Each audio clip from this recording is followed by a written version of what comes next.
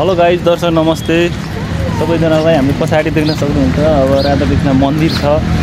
मन्दिर सहित आज हामीले परिवारसहित बाहिर घुम्न आएको गाइज होइन। परिवार छ, छोराछोरी छ, छोरी छ, बुढी छ, होइन आउन।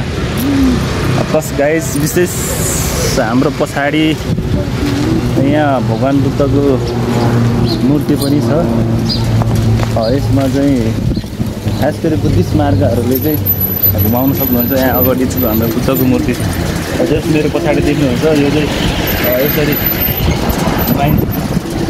यो घुमाउनु भयो भने चाहिँ विभिन्न धर्मको पुण्यहरू कमाउन सक्नुहुनेछ। यो घुमायो भने चाहिँ यसलाई चाहिँ यसरी घुमाउनुपर्छ।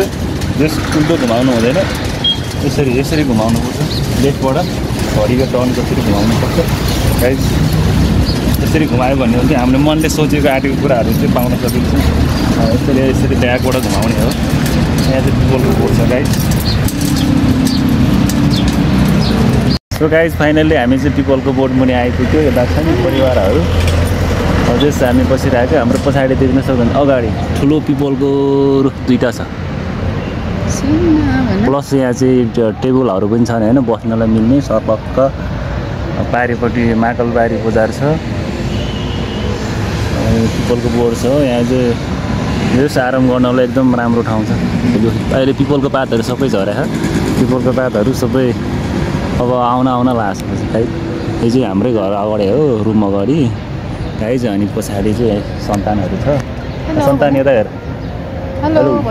हेलो सन्तान।